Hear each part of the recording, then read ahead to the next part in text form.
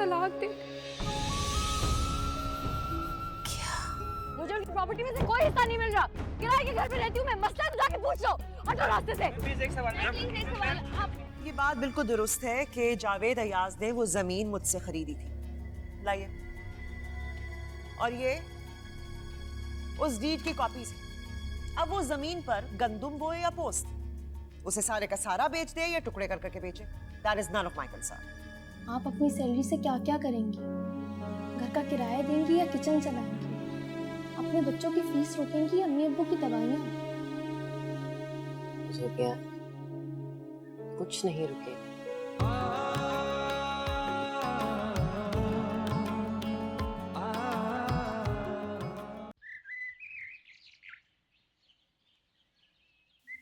जावेद के अरेस्ट के बाद से बहुत से मसाइल एकदम से आ गए हैं। मैं आपसे कभी ना कहती, लेकिन ज़रूरतें ऐसी हो गई हैं कि कहना पड़ रहा है।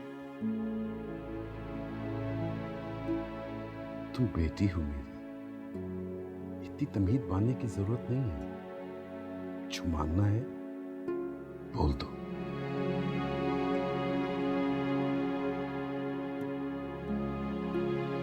बाबा, आप जो भी हिस्सा मुझे देना चाहते हैं उसका मुझे घर बना दें।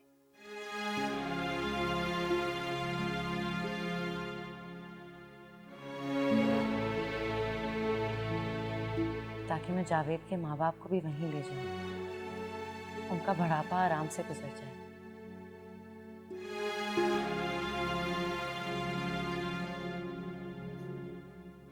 बस इतनी सी बात। जी बाबा। तुम्हें तो कहा था यहाँ आ जाओ, हम उन्हें भी ले आते। तुम्हारा ही घर है। नहीं बाबा, ये आपका घर है, भाई का घर है। और मैं नहीं चाहती कि मेरे बच्चों को कोई चोर का बच्चा या फ्रॉडी का बच्चा कहे।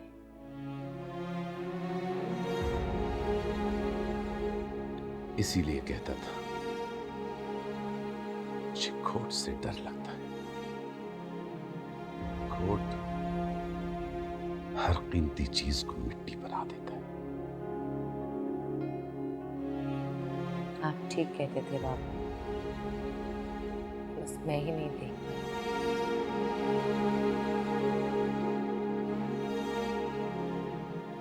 मायरा, मुझे तुम पे फख्र है। कभी सोचा भी नहीं था कि तुम में इतना हौसला, इतना ज़र्फ होगा। मेरी दुआ है कि इतना ज़र्फ, इतना हौसला कभी किसी को दिखाना ही ना पड़े।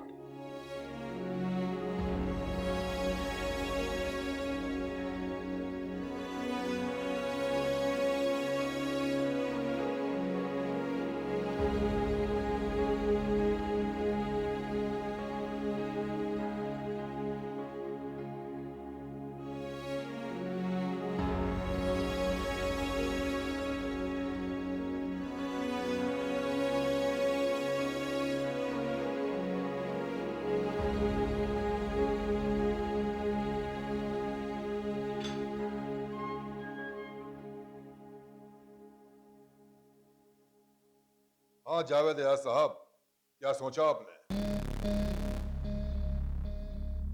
मुझे अपनी बीवी से मिलना है। अच्छा, कौन सी वाली, पहली या दूसरी? शहजाद नफीस की बेटी माहिरा से। हाथ तो तुमने बहुत ऊंचे ऊंचे मारे, मगर आखिरी हाथ को और मार गया, वो भी तुम्हारे साथ, और कोई कुछ कर भी नहीं सकता। ठीक, बुलवाओ भाई साहब की सोजा अव्वल को।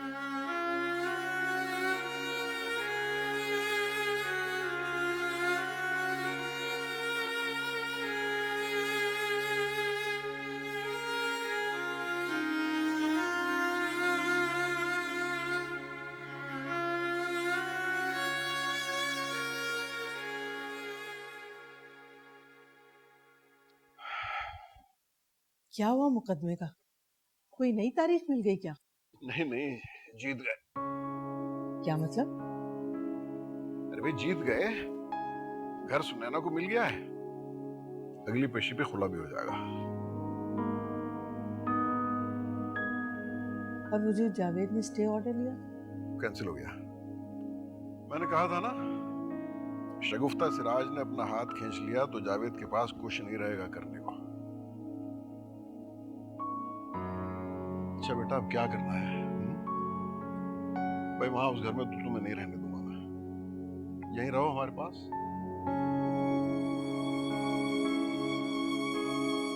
हाँ बेटा, तुम्हारे पापा ठीक कह रहे हैं। जैसा आप लोग चाहें।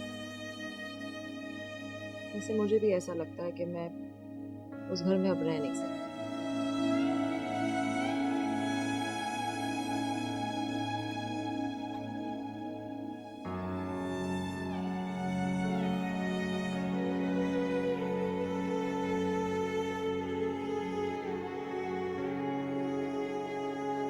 सब झूठ बोल रहे, कोई गलती नहीं है मेरी। क्यों? सब झूठे, एक तुम ही सच्चे हो,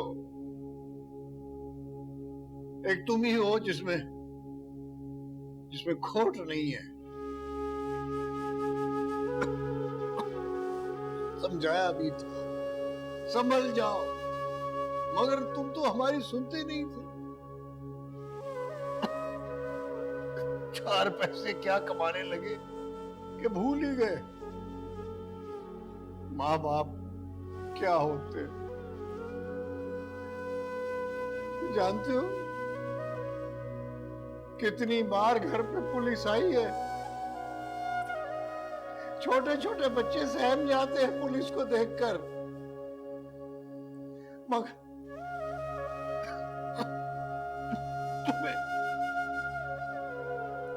तुम्हें इन बातों का क्या एहसास होगा?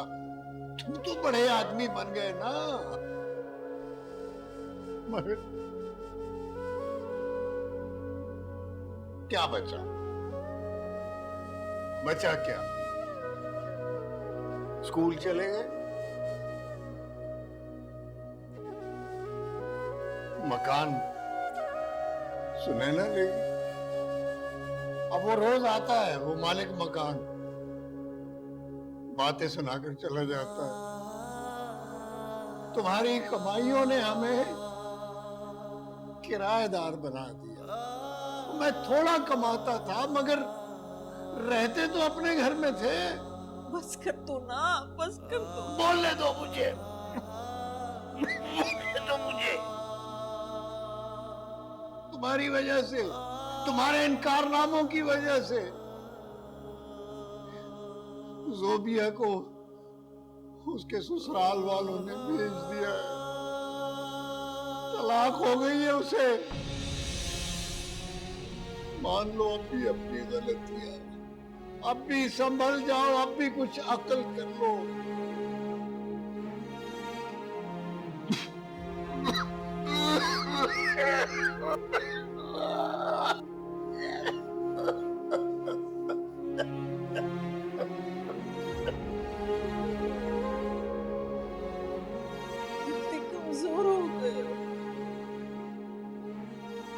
खाना तो ठीक से मिलता है ना यहाँ पर?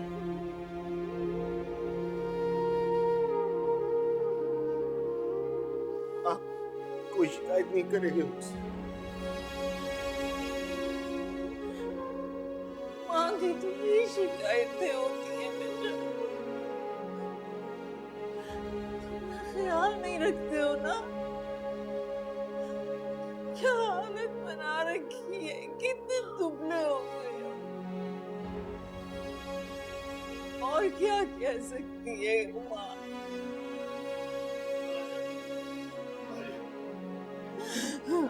आजा, आजा मायरा को बात कर ले। आजा।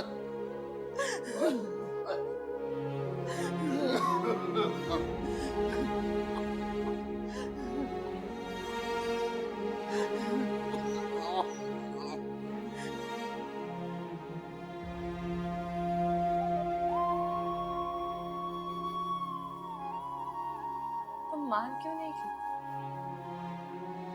मान क्यों नहीं लेते कि तुम गलत थे?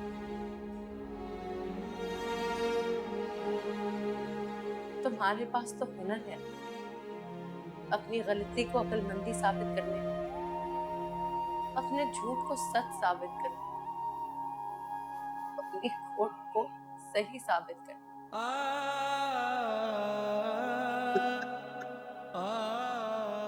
मान क्यों नहीं लेते अपनी गलती? मान क्यों नहीं लेते कि तुम गलत हो?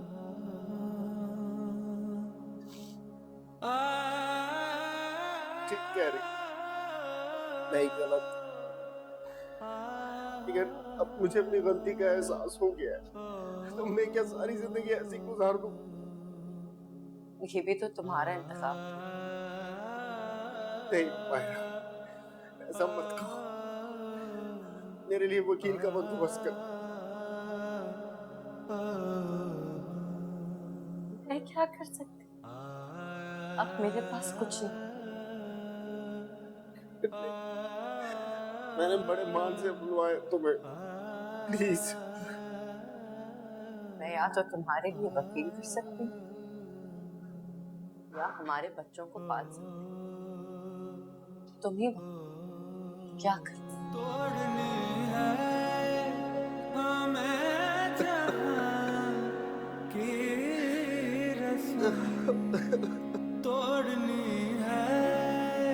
हमें जहां की रस्म, तुम निभाने की बात करते हो, तुम निभाने की बात करते हो।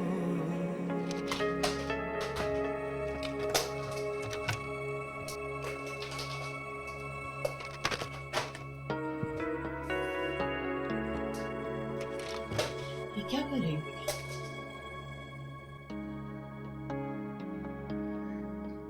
जावेद ने जो शयान को गिफ्ट्स और टॉयज दिए हैं वो मैं फेंक देना चाहती हूँ।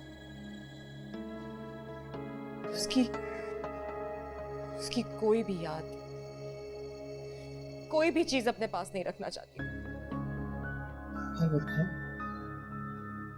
वो भी तो उसी का है। बेच दूंगी उस घर को मैं। पैसे का क्या करूं? पता नहीं मम्मी, मैं ट्रस्ट में दे दूंगी। और शायद क्या वो उसकी याद नहीं?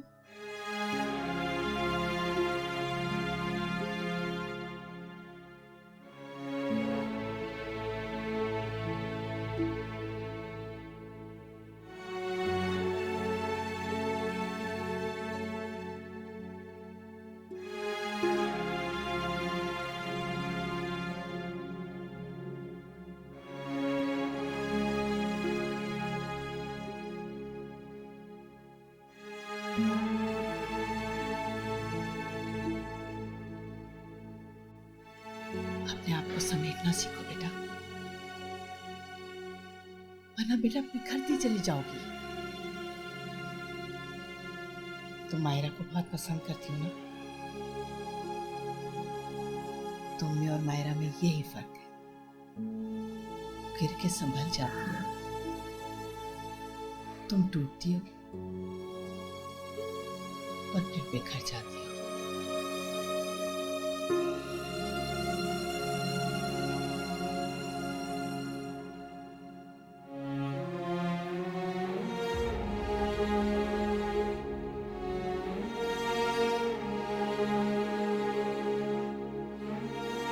ऑनेस्टी यानी ईमानदारी। मेरे वालिद साहब कहा करते हैं कि जिंदगी जरा बराबर भी खोट नहीं होनी चाहिए। अगर मैं कह रही थी तो सचमुच घर से पिक कर लेते? कोई शक? अगर सुबह के 6 बजे होते तब भी?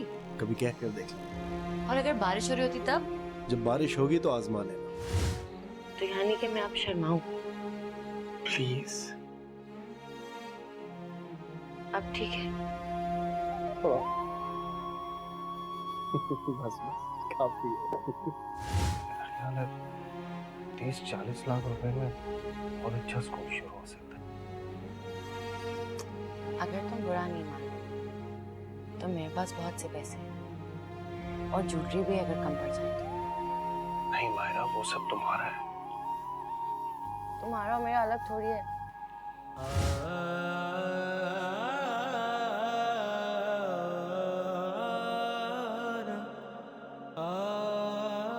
गलतफहमी होती नहीं, गलतफहमी दिलाई जाती है। किसी को घर बैठे गलतफहमी नहीं होती। मैंने तुमसे कभी मोहब्बत का इजहार नहीं किया। अगर तुम खुद ही समझ बैठी हो तो मैं क्या कर सकता हूँ? मोहब्बत का इजहार सिर्फ जुबान से नहीं होता, किसी को एहसास भी तो दिलाया जा सकता है ना। या तो तुम पहले झूठ बोल रहे थे या अब झूठ बोल रहे हो। दिमाग खराब हो गया तुम्हारा। क्यों करूंगा तुमसे मोहब्बत में? कोई एक क्वालिटी भी है तुम्हारे अंदर?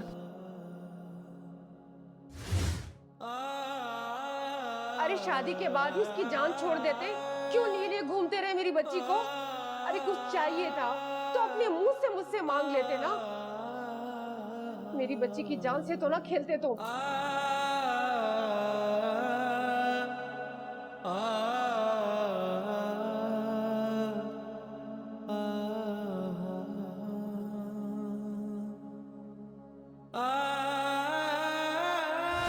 वैसे एक बात तो माननी पड़ेगी, आप बहुत जल्द लोगों को इम्प्रेस कर देते। क्यों, आपने किसी को इम्प्रेस होते हुए देखा है?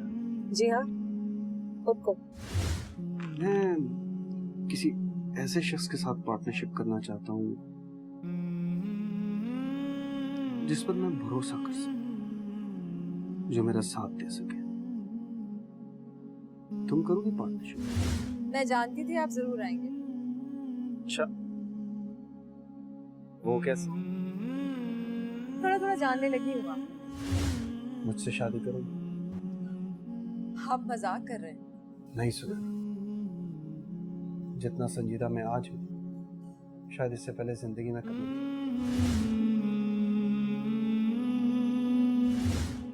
तूने देखी है वो पेशानी, वो रुखसार, वो होंठ,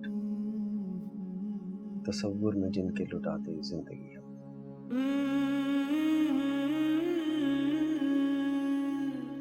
सचमुच सुनैना, मुझे ऐसा लगता है जैसे आज मेरी जिंदगी का खला पूरा हो गया। सारी दुनिया के रंजों को देखकर मुस्कुराने की बात करते हैं, मुस्कुराने की बात करते हैं।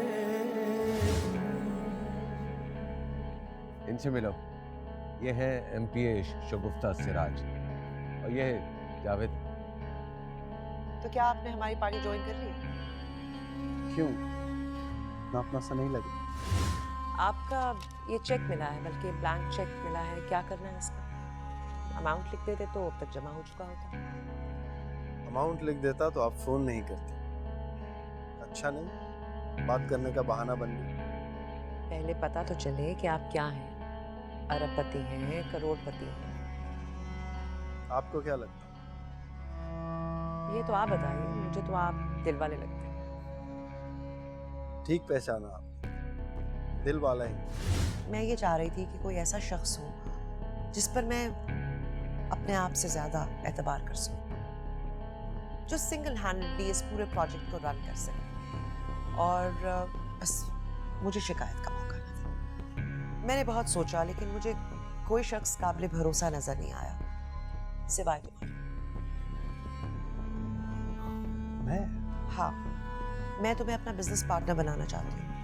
बनोगे?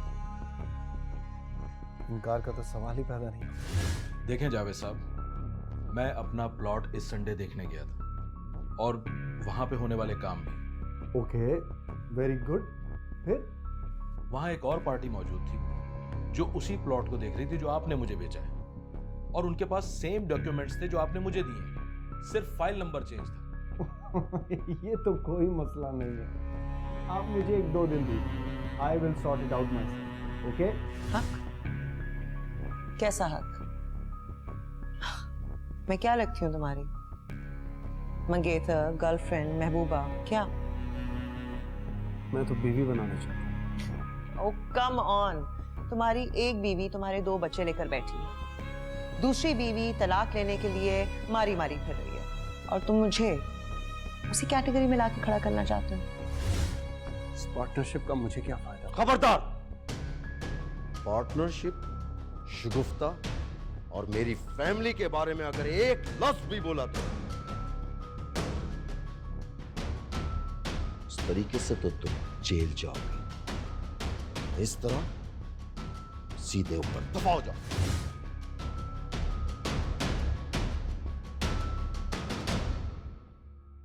जहालत खत्म होगी तो अच्छे लोग आएंगे, अच्छे लोग आएंगे तो इंसाफ, और जब इंसाफ होगा तो झूठे, बेईमान और नीयत के खोटे लोगों को सजा मिलेगी।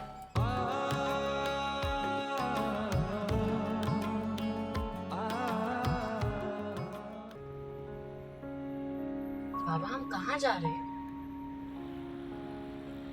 तुम्हारे लिए एक घर देखा है मैंने, उम्मीद है तुम्हें पसंद आए।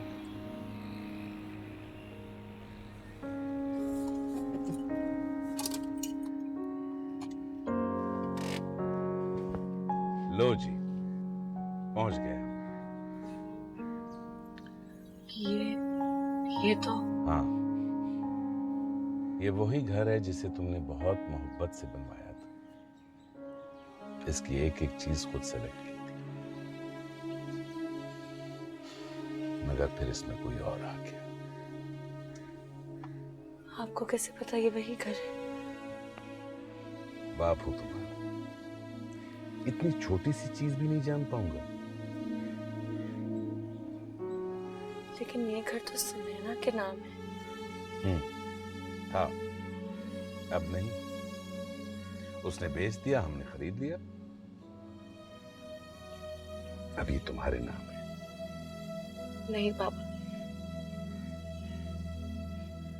इस घर से बहुत सी यादें हैं जिन्हें मैं याद नहीं करना चाहती। आप प्लीज कोई और घर देख लें। तुम अंदर जाओ, फिर भी अगर तुम्हारी तसल्ली ना हुई, मैं वादा करता हूं हम कोई और घर देख लेंगे, ठीक है? शाबाश, जाओ। आप नहीं आएंगे? मैं यही तुम्हारा इंतजार करूंगा।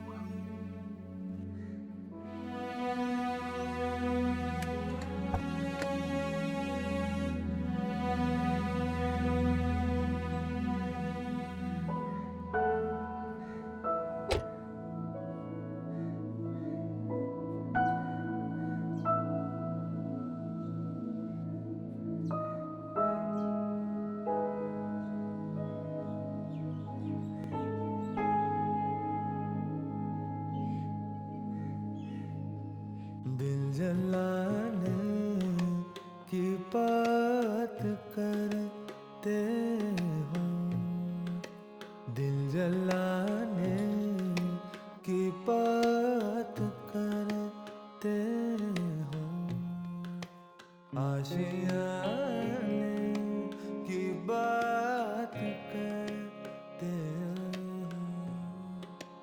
आशियाने की बात करते हो। सारी दुनिया के रंजो गम देकर, सारी दुनिया के रंजो गम देकर, मुस्कुराने की बात करते हो, मुस्कुराने की बात करते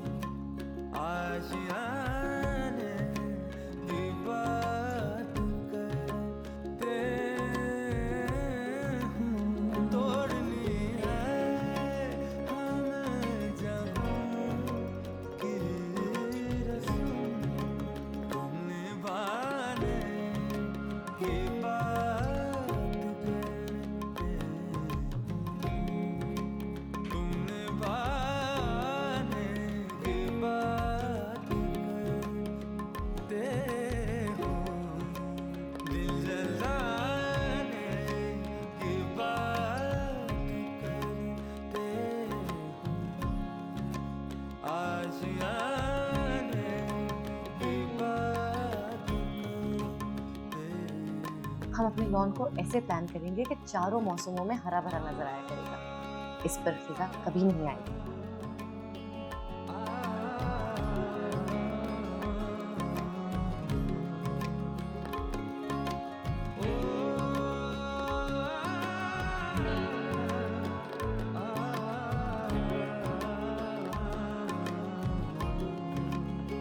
सारी दुनिया के रंजों देखकर ओ सारी दुनिया के रंजों देखकर मुस्कुराने की बात करे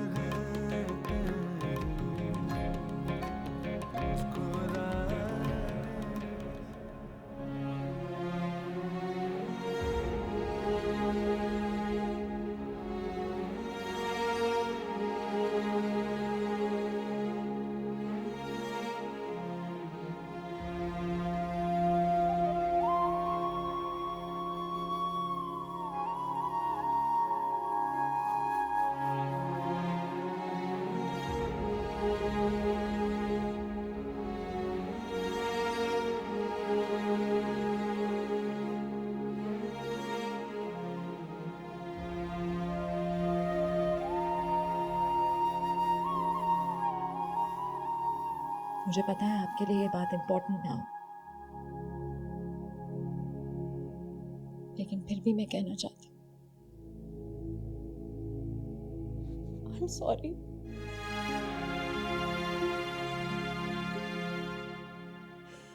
मुझे माफ कर दो हर उस लम्हे के लिए जो आपका था और मैंने उस पर कब्जा कर लिया। हर उस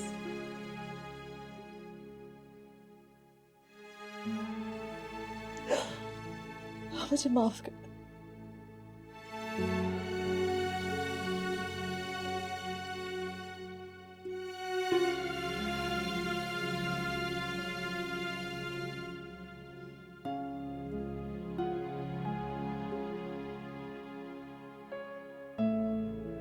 मैं जानती हूँ आप क्या सोच रही होंगी,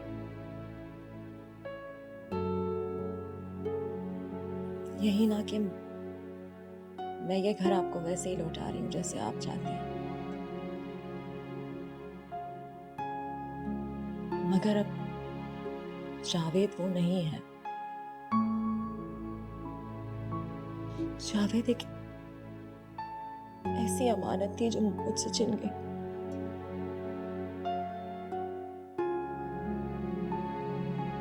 मैं चाह के भी आपको नहीं लौटा सकती।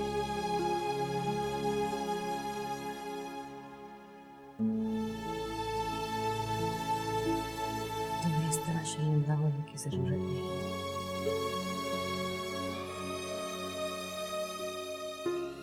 मैंने तुमसे पहले भी कहा था, कसूर तुम्हारा नहीं, कसूर मेरा है।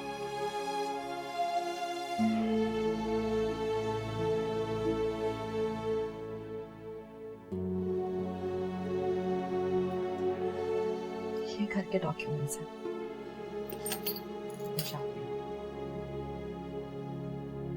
प्लीज मना मत कीजिए। आप इन्हें रख लेंगी तो मुझे लगेगा आपने मुझे माफ कर दिया।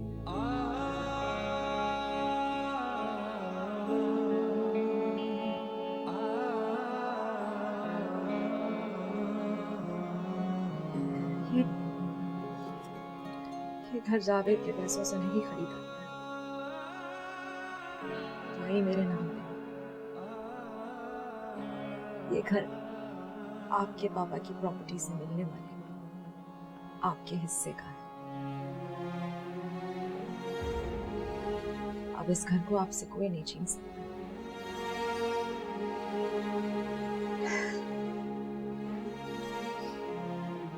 मैं चाहती हूँ,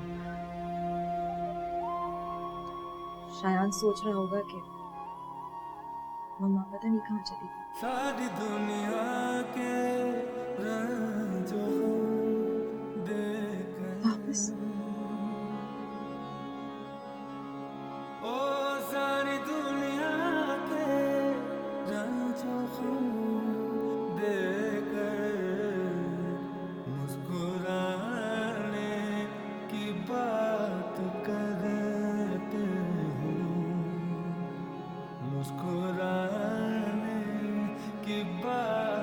करते हूँ, दिल जलाने की बात करते हूँ, आशियाने की बात करते हूँ।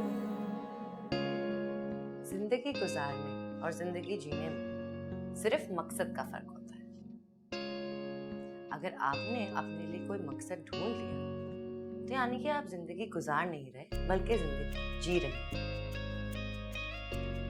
ऐसा मकसद जिसे पूरा करने से हमें सुकून मिले, और इस तरह का मकसद वही होता है जो हमें अपनों की खुशी पूरी करके मिलता है, दूसरों को सुकून देकर।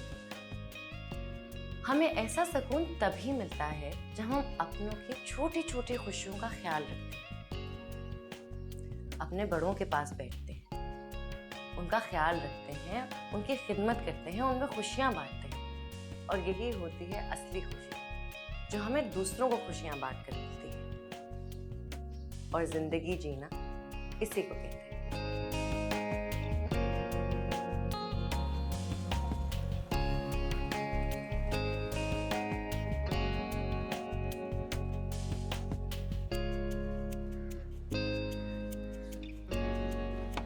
ख्याल से। अरीबा बेटा। जी मम्मा। मैंने थोड़ी सी देर को जाना है, दादा अब्बू के लिए मेडिसिन लेनी है और कुछ ग्रोसरी भी करनी है। तो आप एक काम करो, आप अजान को देख लो और मैनेज कर लो चीज़ें please. Ji mamma.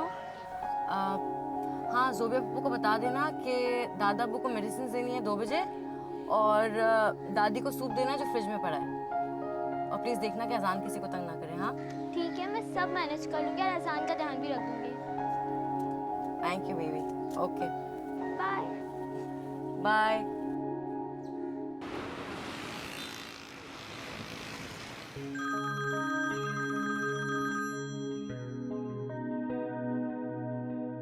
Hello Fauzia, कैसी हो? ठीक हूँ, आप कैसी हैं? मैं भी बिल्कुल ठीक। क्या हो रहा है? आपने जो ईद के लिए गिफ्ट भेजे हैं वही देख रही थी। अच्छा, मैं तो एक्सपेक्ट कर रही थी कि अब 1 आध दिन और लगेगा। कोई ज़रूरी था? तुम तो जानती हो अब मैं कोई गैर ज़रूरी काम करती ही नहीं। इतनी जिम्मेदारियाँ उठा रखी हैं आपने अपने कंधों पर, मैं तो सोचकर ही शर्मिंदा हो जाती हूँ। कभी कुछ भेज नहीं पाई आपको, और आप हर मौका हर तारीख याद रखती हैं। मैं तुम्हें गिफ्ट शर्मिंदा करने के लिए नहीं भेजती, बल्कि इसलिए भेजती हूँ ताकि तुम्हें पता चले तुम्हारा महका अभी भी है। तुम्हारे ससुराल वाले तुम्हें महके आने की इजाजत नहीं देते तो क्या हुआ, हम इस तरह तो मिल सकते हैं ना। अच्छा, उदास मत हो। और बच्चों के कपड़े जो मैंने भेजे हैं उनके साइजेस चेक कर लेना, मैंने सब अंदाजे से खरीदा है। कुछ भी चेंज कराना हो तो प्लीज बता देना। थैंक यू भाभी। अच्छा, अब तुमने मेरे 5 मिनट ले लिए, मैंने जाके ग्रोसरी भी करनी है। खुदा हाफिज। ओके, अल्लाह हाफिज।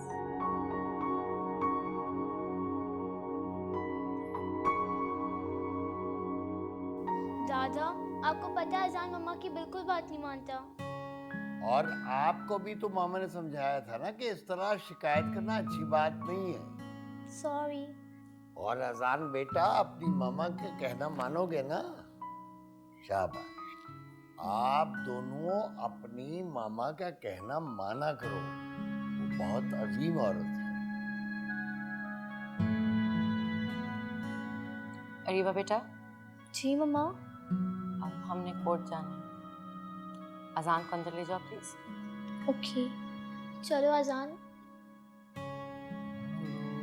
शाबाश। चलें अबू। चलो। 5 साल से खार हो रही है तुम, क्या मिला इस केस से? जावेद का केस मैं अपने लिए नहीं, अपने बच्चों के लिए लड़ी। कल को ये बड़े होंगे तो मुझसे पूछेंगे कि हमारे बाबा को बचाने के लिए आपने क्या किया। मैं नहीं चाहती कि उस वक्त जब मुझसे ये सवाल पूछा जाए तो मेरे पास जवाब ना हो। 5 साल तो क्या, अपनी पूरी जिंदगी ये केस लड़ना पड़ा तो लड़ूंगी। तो बेटा, क्या आज भी जमानत की कोई उम्मीद नहीं है? सारी दुनिया के रंजो गम देख मुस्कुराने की बात करते हो, मुस्कुराने की बात करते हो। काम चलाने वाला दौर गुजर चुका है। आज वही कामयाब है जिसे इंग्लिश आती है। तो आप स्टार्ट लें, बिल्कुल आप सीखेंगे, कोई मुश्किल बात नहीं है। ऐसा ऐसा स्टार्ट लेंगे, आप ज़रूर सीखेंगे। क्या देख रही हो? मुझे भी इनकी क्लास ज्वाइन करनी है। बंद करो। मगर क्यों? इतनी तो अच्छी बातें बताते हैं ये। ऐसे लोगों की सिर्फ बातें अच्छी होती हैं, नीयत नहीं। पहले भी हुआ करता था ना एक जावेद अयाज। बंद करो।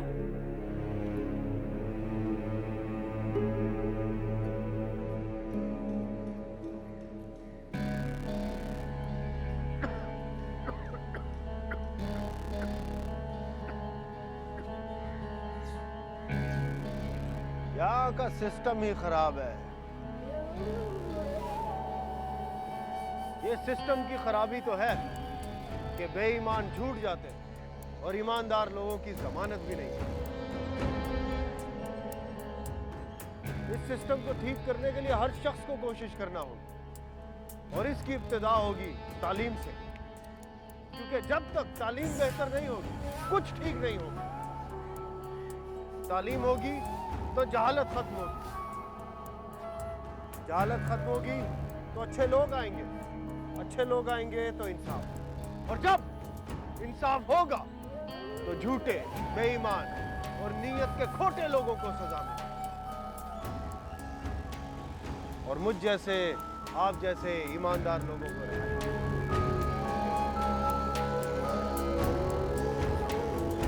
मेरे वालिद साहब कहा करते थे कि झूठ बोलकर रिहा होने से बेहतर है कि ईमानदारी की सजा हो, क्योंकि दूसरों के सामने खुद को ईमानदार साबित करना इतना जरूरी नहीं जितना खुद के सामने सच्चा साबित करना जरूरी।